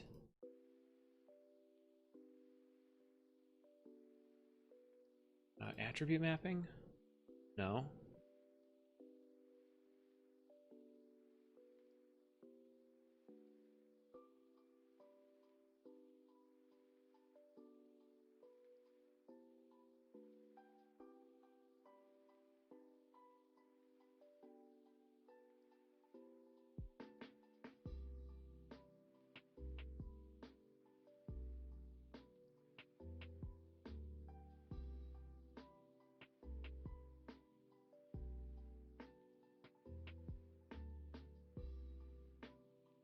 I don't know where that is.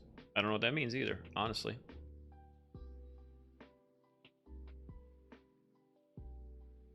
So it's implicit grant, it's just the ID token. I'm not sure why it didn't work the first time when I did it. I tried this earlier. Let's try again, just for the sake of testing this. And this is, I don't have anything there, and that ends all the way at A. Maybe I mistyped something. Maybe I had a space somewhere. Copied and pasted a space. You do space, I'd imagine. Yeah, that breaks it right away. So maybe I just cut an extra space before or after.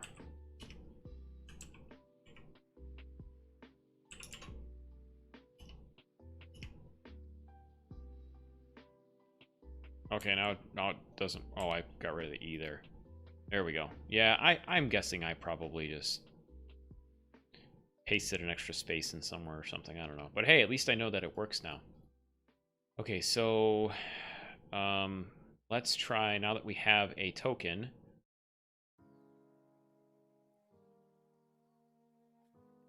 let's go into Postman and do a let's update our get addresses. And do I have AWS prod and staging? What do I have here? Execute API US East 2. No, this is not wrong. Or this is not right. Let's create a new one.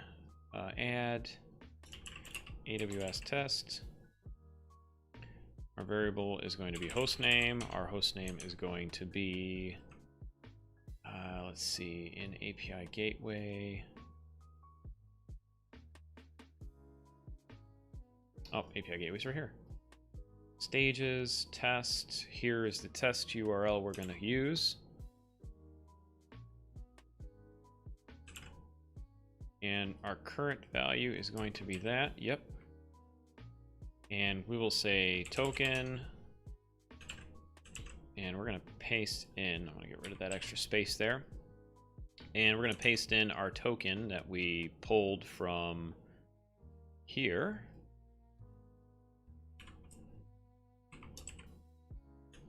Let's copy that guy. Paste that in there. Save it. Get addresses. The host name should now be AWS. I want AWS test, which is the right one. We now fixed it so we can get rid of this addresses here. Save that. Let's take a look at our auth. What do we have for auth for here? Let's see. I didn't set anything here, so let's just say not basic auth, API key, OAuth, AWS signature. No.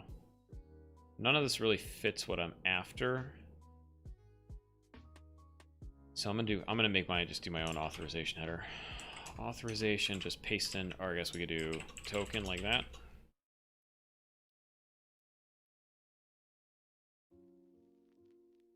Okay, I still got an unauthorized. Why? Got all the way to the A, right? Got the A. That was the ID token we pulled, right?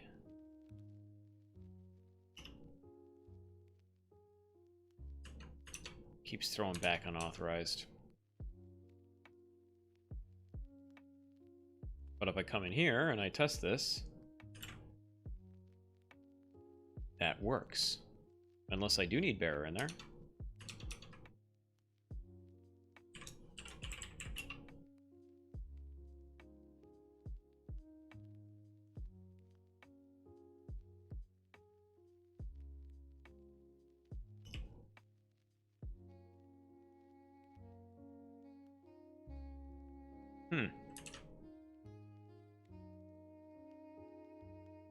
I'm going to see if what I need to do to set up logging. There's an easy way to do it, I thought. Let's see, in our stage, logs tracing, enable CloudWatch, info. We'll do, save this, CloudWatch ARN must be set in settings.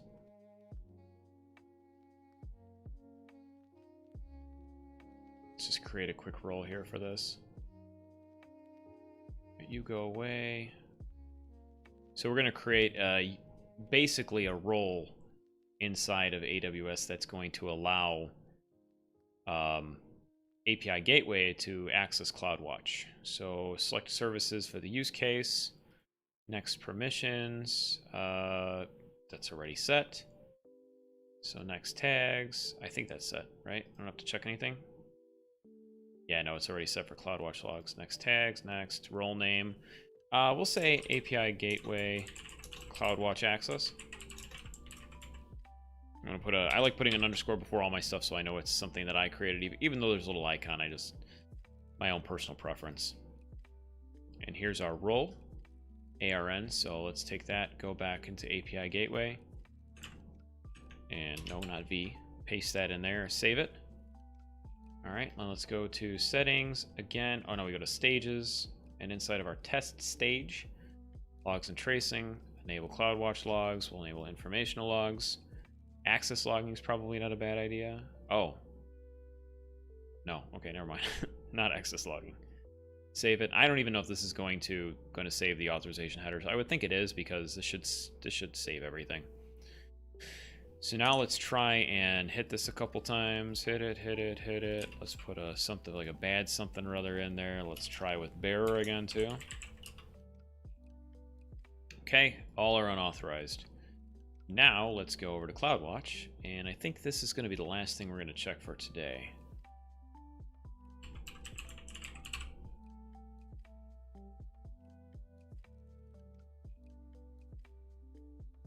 Let's look at log groups. And I have API Gateway Execution Logs Test. Here we go. Here's some logs here.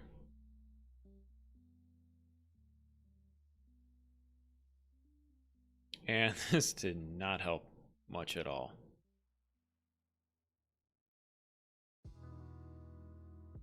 Bunch of unauthorized requests. Let's take a look actually at this stuff here now and see what it's supposed to look like when it comes in.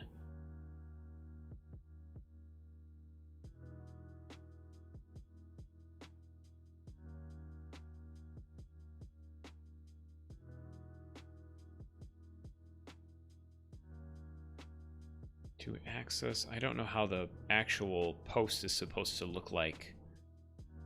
Set in header, no.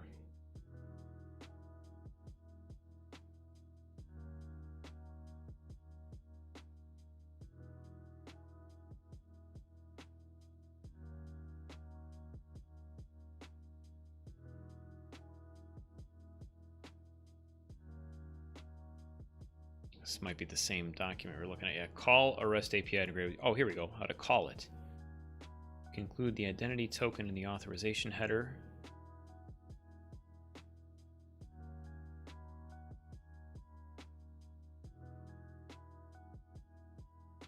The token expires. Repeat steps 2 through 4. Okay, so it'll automatically expire after an hour. It's interesting that, though, if I test... you know, a very honest thing is, did I spell authorization wrong when I did this? Authorization. Let's copy this and head back into, not here, Postman. Authorization, bearer, it should just be our token. Still unauthorized. But if I... Let's check this token that I actually copied in here.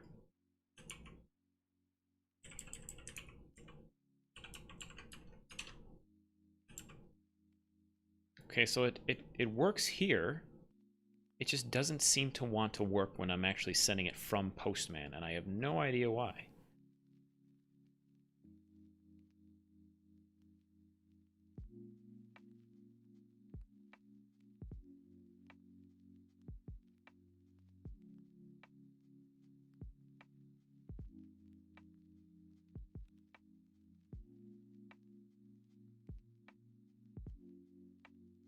Yeah, I mean, this should be pretty straightforward. Because we have the ID token, we saved it. I literally copied and pasted it and tested the authorizer and API gateway. There's something I'm missing, and I can't remember what it was. Because I did something similar to this a long time ago when I started working on this version of Enviari, or it was called Quicker Shipper back then. I started working on this last year, and I seem to remember running into a similar issue, but I cannot for the life of me remember what I did or what it's like one of those like, one of those little caveats you got to know when you're programming something. Like, you have to know this thing, and if you don't know this like really obscure thing, then it's really hard to find where what the issue is. Let's refresh our logs here. Got another log at least.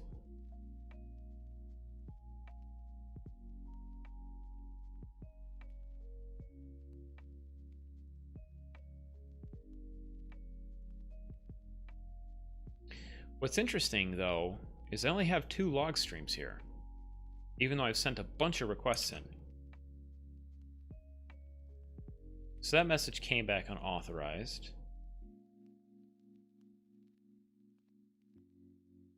try this, just because of reasons. I wonder if something's wrong with my GET request that's causing it to throw unauthorized. I have no idea what that would be, but we're gonna try. And we'll say authorization, and we'll set this to token.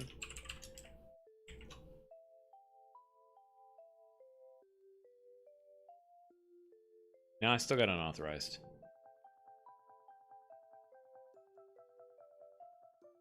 Should be a 10:03. I should receive another log thing here.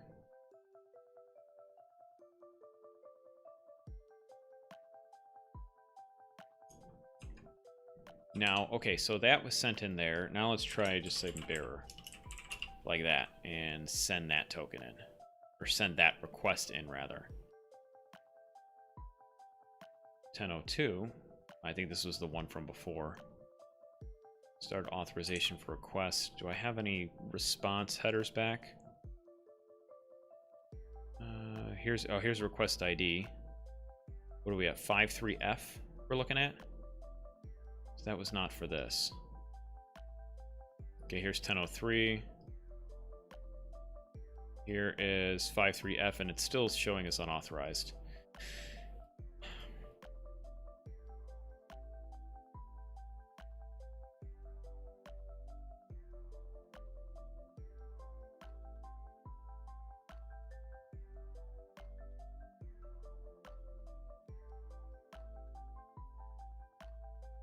Yeah, this seems to be like it's just one of those things I'm gonna have to do some research on and find out exactly what I'm missing. All right. Well, I think that is we've made some good strides today on this. Hopefully I'll have some time to work on this and get this all sorted out before next week. But thank you for the couple of you who joined me this afternoon, this evening. I guess from depending where you're in the world, it could be afternoon, could be morning. I don't know. But I'm going to sign out. So you can expect to see me again next Wednesday at 8 p.m. Central, where I'll be basically making some more progress on this and hopefully not getting so hung up on the CloudFormation stuff. But again, learned some cool things today. We made some progress. I think we're really close to getting this authorization stuff working.